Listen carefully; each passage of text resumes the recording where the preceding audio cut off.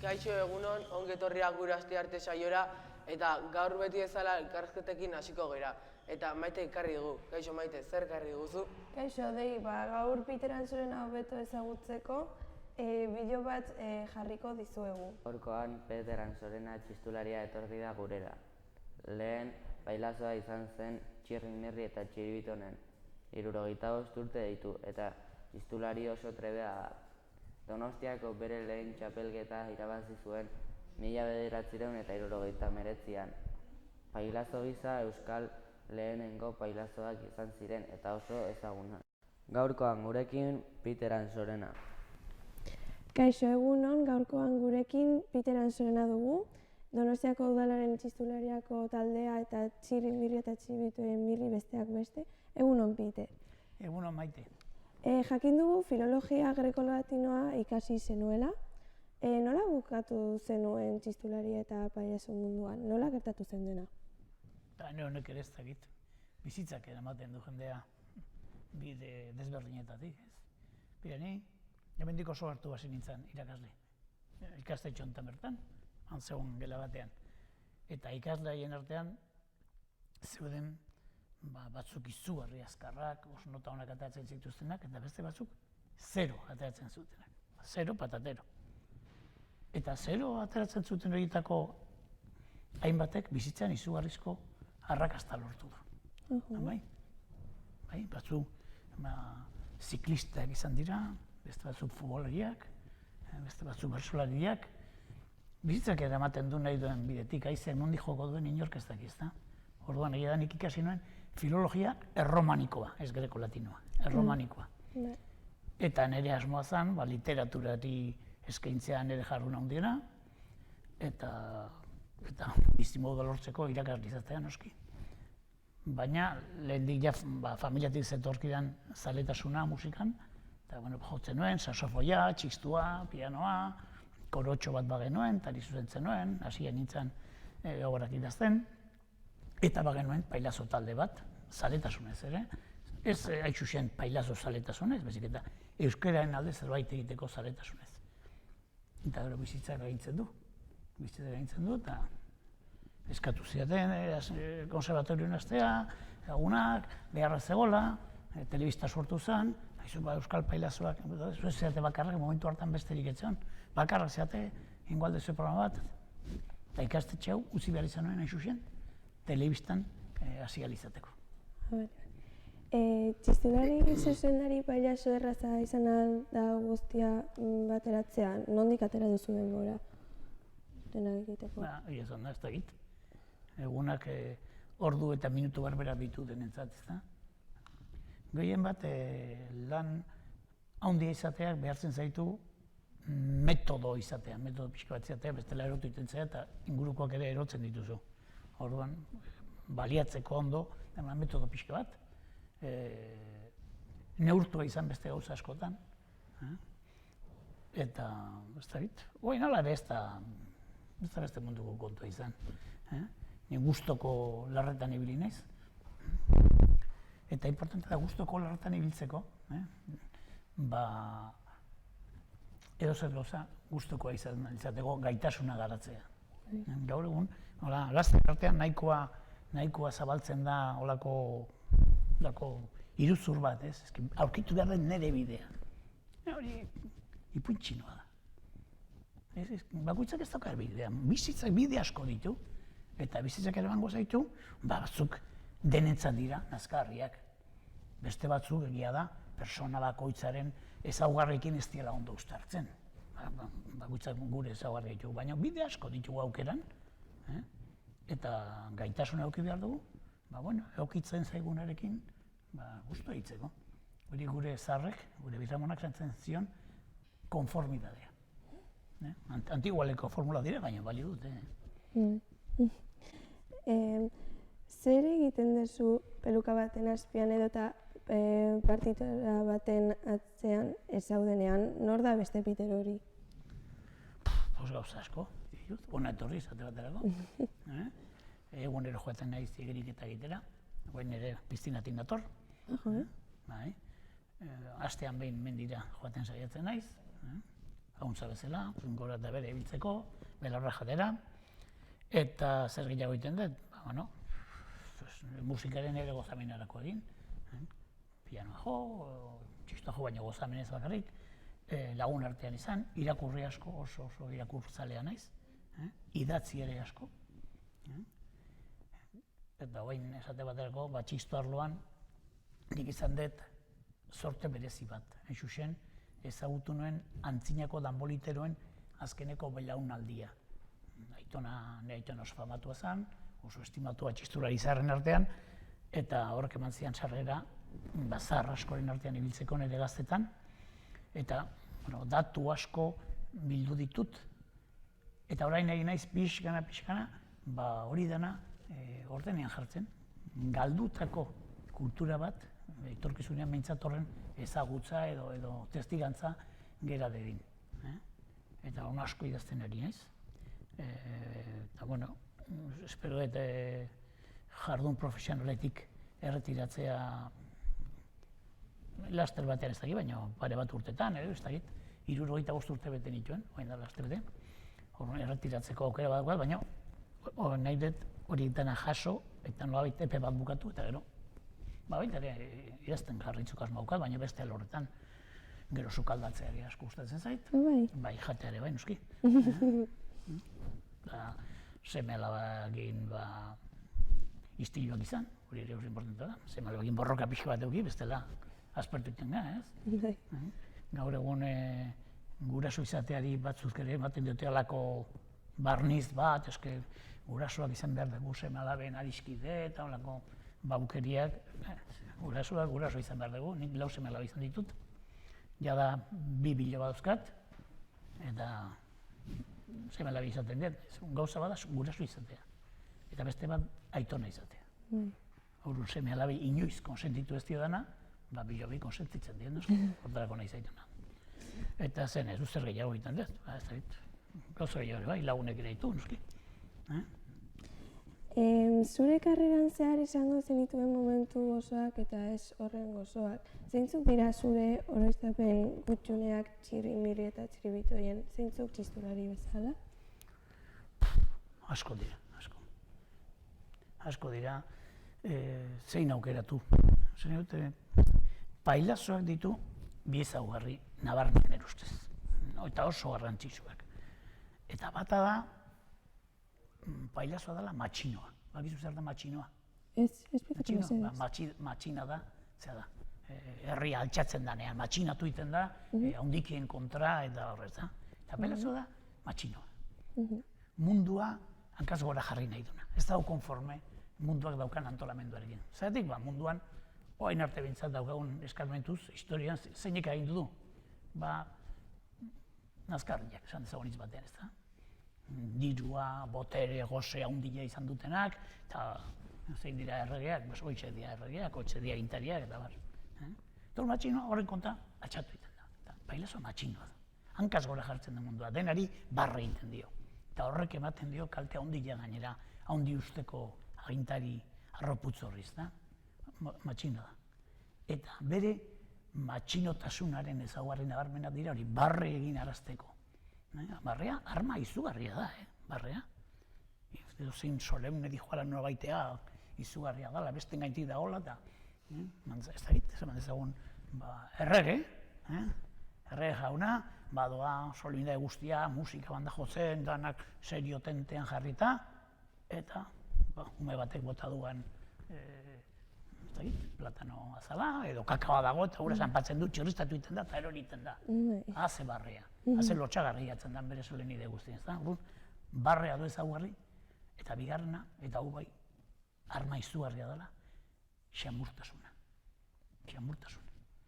Jendea onartzeko, bereganatzeko, eta batez ere ahulenak bereganatzeko, eta behaiekin batea sentitzeko kapazidade hori, ez da gaitasun hori. Hoxe dira, orduan, pailazoak, momento xamur, kutxun eta gozo asko bizitzen ditu. Guk, izan ditugu denetako esperientziak. Bereziki esate baterako, atzeratu deitzen dien horiekin. Down sindromeak eta holakoak, Horien artean zale asko izan ditugu, eta izan zaizkigu, eta dauzkagu oraindik. Eta izan dira beti goigarriak gure eman egin gara, bestelako jendea ere, ez dakit, behin aita bat etorritzaigun bere semeari, beste zitzailo gustatzen, txirumita txibitun baino. Hori zeukela bere ezea. Baina triste zegoela, jaialdi bat egin nolako eta ezin joan moztu zioten 7 urtez, hanka. Atea zitzaion, hemen ditxorkatilatik bera, hanka minbizi bat zuelako. Eta triste zegoen, gaina futbola ere oso maite zuen, eta ezin jolaz du. Eta bez, egingo dionen posterren bat o zerbait. Eta zen poster bat ez, egingo diogu, etxean bere egintzako jaiatea. Eta hori txeko ginen, nire bailazoa be etxea. Eta hori bezala asko egin ditugu noski. Eta, zer esango bizut, personak ikustea eta ikustea, behen emozioekin bat egiten dutela, eta zu hortan bitartekari izan zehala, hori oso ederra. Eta musikarekin igual, musikarekin berdintxu. Igual zuen zatzen, txistula izatea, 21. mendean zer da hori? Hip-hopen garaian edo. Antigualeko kontua dira, mesedez. Bueno, ez dakitola da, baina guk nabaitzen dugu egunero, gure txistula taldean, jendearen harrera ona, ze gustura dagoen, tankera guztitako ekitalditan, batzuk dira gu partaide batzuk besteik ez diala, beste batzutan. Dakegun protagonista gerala, baina hori jendeari eskainalizatea emozio bitatu, hori oso unkarria da. Eta hori ez da egit. Momentu gogorrak ere bai, momentu gogorrak bizti izan ditugu. Pentsa, zubeira, hori ere ez da zuzagutzen, horrek gogorazten dize zarra nahi zen ja. Baina, herri honetan, azkeneko 40 urtetan, oso gara hilatzak bizi izan dira, alde guztietatik. Eta gu pailazoak izaki, alde guztietatik jaso ditugu. Xaflatekoak. Alde guztietatik. Hasi ginean, zeoko horretziagu, hasi ginean, Kesal elkartean, zuen irakasle jokinek ezagutzen du, eta hantxe, orduan euskarak, guain zuek, euskaraz ikasten dezue, baina gehiena erderaz egitezue gaztelaniaz. Orduan, debekatute zegoen euskaraz egitea, neurri handi batean, gauza askotan mintzat. Ni gaztean nintzen garitan, ja, kalean euskaraz egiteatik ez zen ezer hortatzen. Arrastasunik ez, beste garaietan bai. Euskara garatu gabe zegoen neurri handi batean, eta guk erabaki genuen, ume txikientzat kesalan egitea euskarazko kontuak.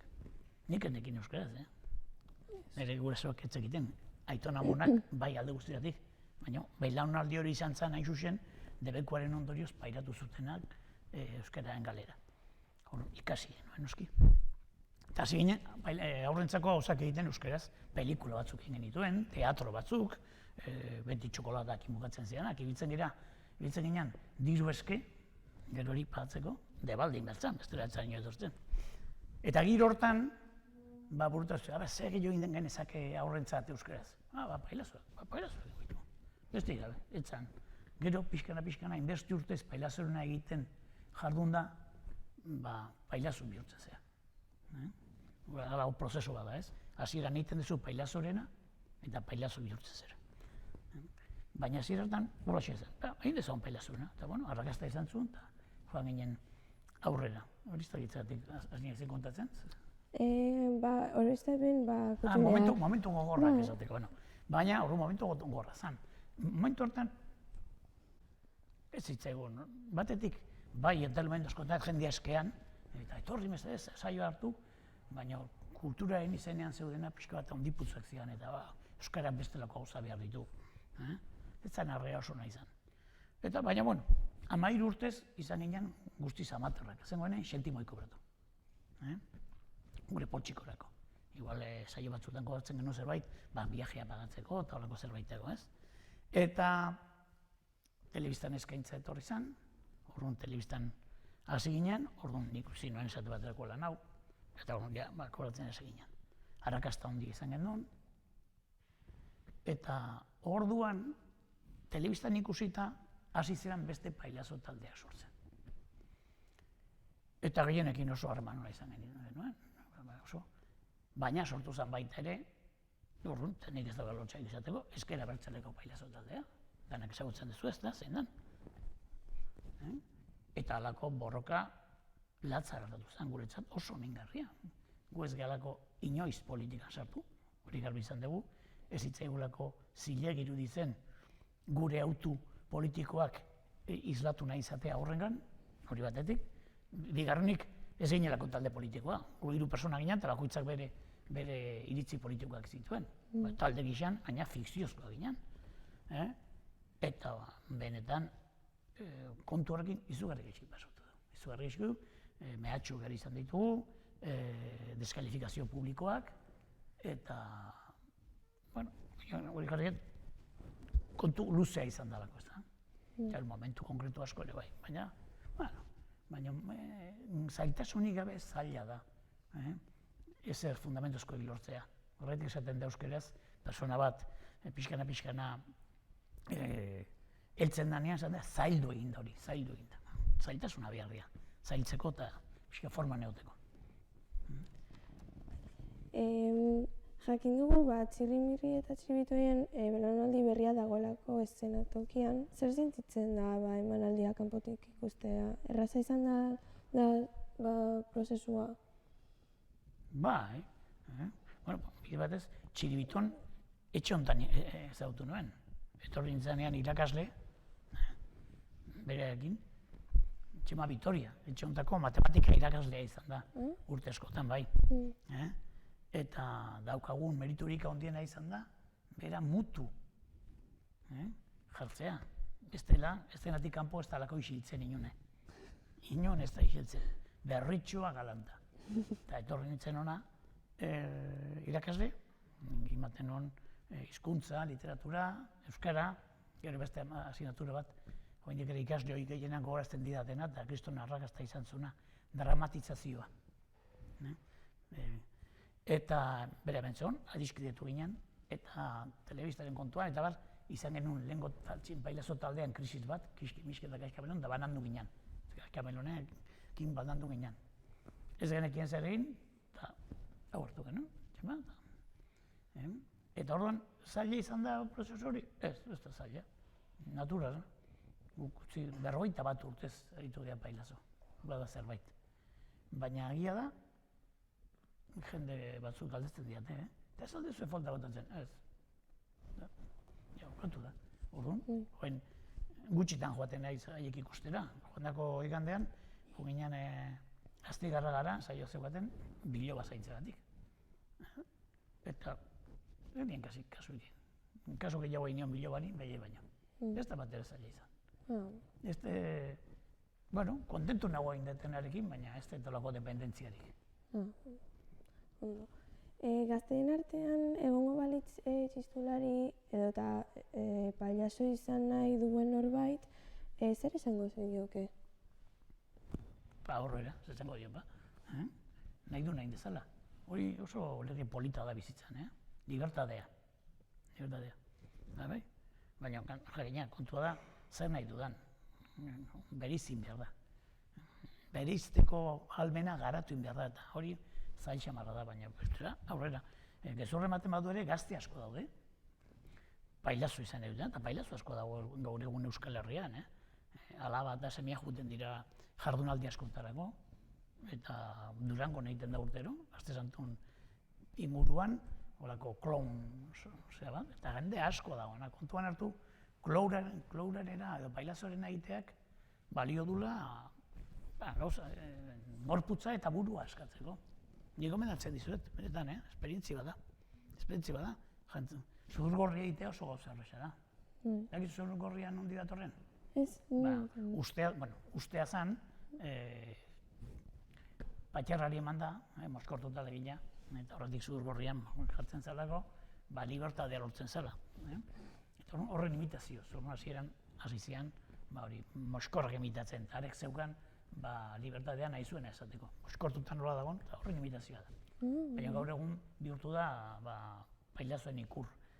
Eta oso horretxa da, ping-pong pelota bat hartu, moztu, gure txiki batzukin, zulo egin, bizolutxo aldatan, pintatu, atzazalak pintatzeko erabiltzen da horrekin, laka edo historio egin, logomo bat jarri, eta egin proba, etxe horren, eta hasi de repente gauza errarak egiten, eta beste nortasun bat aurkituko zuen barruan, merezi du, baina zuen egitea, oso ederra da.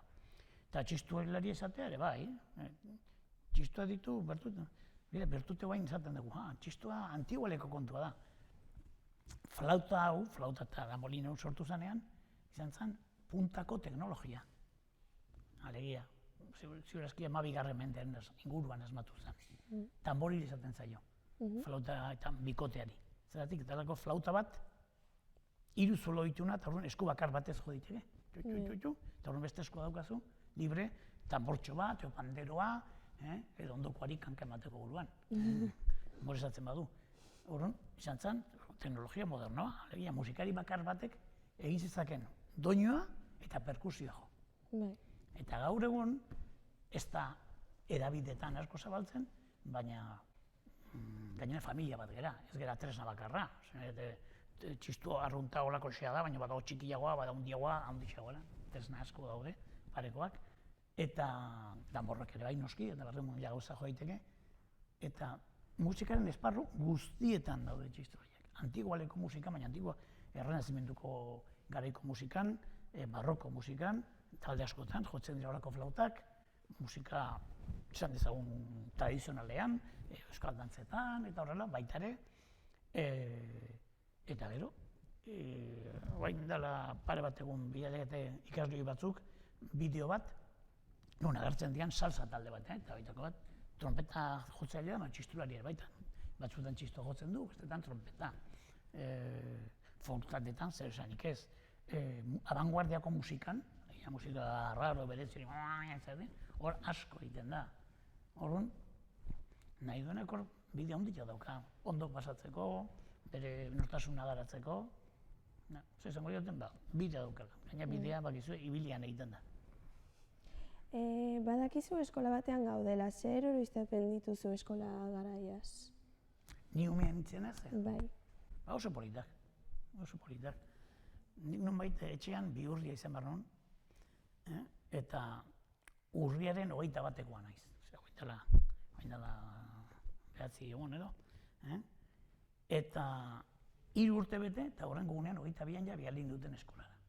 Ez zan ohikoa normalean, kurso barruan betetzen bat zenitun urteak, urrengo kursoan azten zinean, ni nubait etxean aguantatu ezin da. 22an ja bialin duten. Eta jo nintzen, eskola nazionalitara, gure familia pobrea zen. Ez gaur egun esaten dan bezala, gaur egun badirudi, pobre esaten dena dela solemnitatea.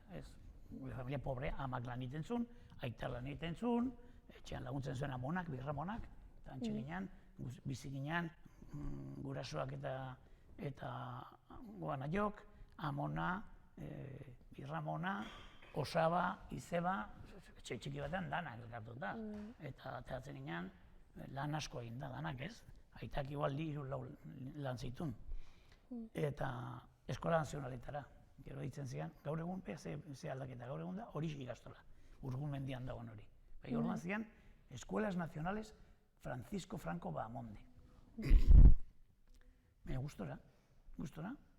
Hala joaten ginen, gainera koizitu zuen Amerikarrek laguntzea bilaltzen hasi ziala da, ematen ziguten egunero esne basoka da, gaztatxo batzuk ere bai, eta batzuk inozoak ez zuten hartzen, eta nik bikoitzatzen nuen, hori irukoitza. Oso gustora. Bete txikidan, oso girona, oso bihurriak ginen, oso. Baina, bueno, beste lege batzu zeuden. Personen artean, harremanetan, lege asko daude ikusten ez diranak, eta aipatzen ez diranak, implizituak diranak. Zuek baituzue, eta zein dauzka. Nire belaunaldikoak desberdinak ziren. Eta nire garikoak ziren askozaz zatarragoak, astuagoak, borroka asko egiten zen, elkar jotzea normala zen, irakaslea jotzea zer esanik ez. Normalean, irakasle berri baten gara joaten ginean, beste kurso batean pasatzen ginean, ez? Eta ez genuen, galdetzen genuen beti, oye, ese pega mucho. Irakasleen arteko diferentzia zen, pega mucho o poga poco. Baina dena jotzen zuten. Ez zen, gaur egun ziberazki baten batek astindu ematen badu, bueno, igual kalea botatzen dute. Bat eman da. Orduan, normalena zen, egunero eta desente gotzea. Eta ni asko hartutakoa naiz, asko. Putakeriak ere egiten genituen. Horretaz, oso giro desberdina zen, baina ederki pasatzen genuen. Giro hortan, ederki pasatzen genuen. Batzutan badut errezelua, zute geran gehiagi asmatzen ari, egongo pedagogia bidetan. Inozok gehiagi ezote dagoen. Eta, benetan, eskolan oso horitzapen onak. Denetan, gero, ikasten gendun hor urgul hortan, 7 urte bitartean. Eta 7 urtekin aldatu bat gendun. Horun, parte zarrean, 2 aukeran nagusi zeuden, ni parte zarrekoa naiz. Gaur ere horixe dagoen beste eskola nazionaletara joan, eskolaz del Ensantxorein taldentzen zianak, baina gura ez genuen gehien maite familia euskaltzaletan. Eta bestea zen Los Angeles ikastetxea. Egun hor dago Donostiako Orfeoia dago. Eta, pentsa, nola aldatu diran garaiak. Orduan, 7 urte gehinatera, eta hor sartu alizateko, ikastetxe hortan sartu alizateko, abuztu osoan, goizez egin behar genuen kurso bat. 9-tatik 12 arditara, behar genuen eskolara.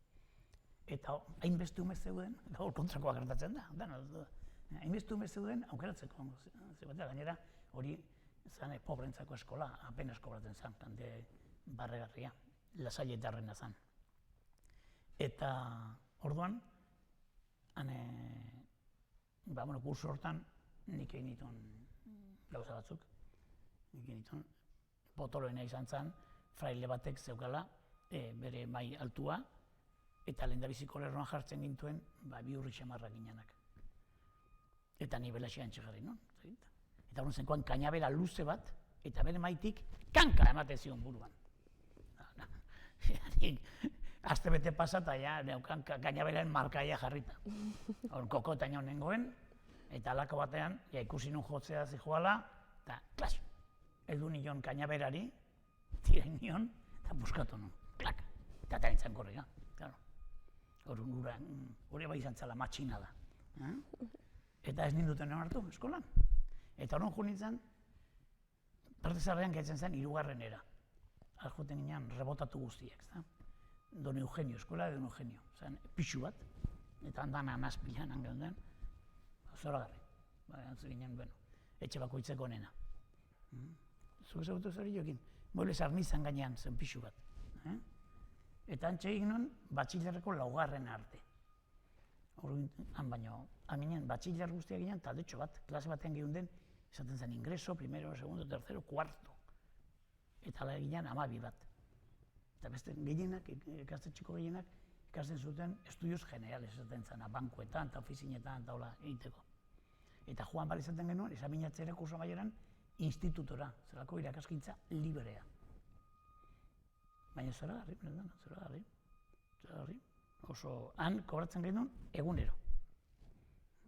Lehendabiziko egunean, Don Eugenio hori atatzen zen, izugarri gizon jatorra zen, Don Eugenio Goia.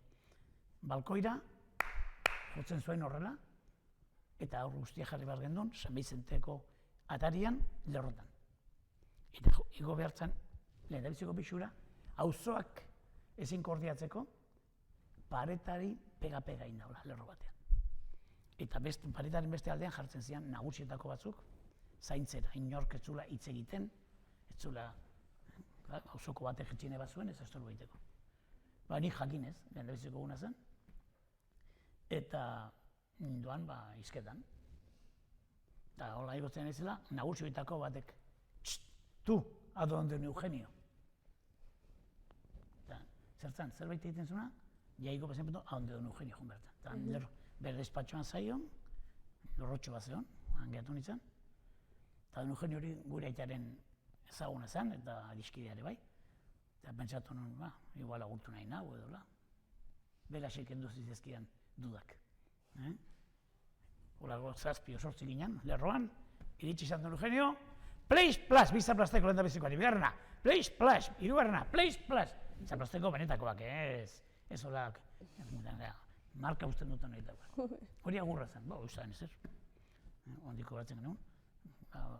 Gero zerbait egiten bagenuen, eskolan, a la pared ondoan gertu bat zinean, eta bukatzen zanean gela, eskola ordu hori, atera baino lehenago, erregelakin etortzen zen, eta kan, galtza motxetan ibiltzen ginen, pan, hogeita bost, alde. Hori araua zen, hori estandarizatua zegoen, hortik aparte sarikoak zeuden. Baina hori zen, estandarizatua normal. Eta alare, izugarri ondo pasatzen genuen. Eta horrek ez zigun putakeriak egiteko gogoak entzen. Egiten genituen eta ondiagoak. Suspertu egiten zigun gogoa. Eta bukatzeko, zer esango zenioke gaur egun DBH-ko laugarren dauden ikaslei? Oita hori zer da, DBH-ko laugarren? Zuek zeaten, DBH-ko? Gure adineko. Zer bat urte dituzuen? Ni 17, 16, Zueldua zea horiek gutxuak, ez? Bai. Zer nahi dezu, zeatea? Saiatu bizitzaz gozatzen, saiatu beste ere gozatzen laguntzen. Horrela, zeuek ere, hobe gozatuko zuen bizitzaz. Ikastetxe kristau batean gaude, erregiosoan. Nire kristaua naiz. Eta, badakizue, Kristoren erregela nagusia zein den.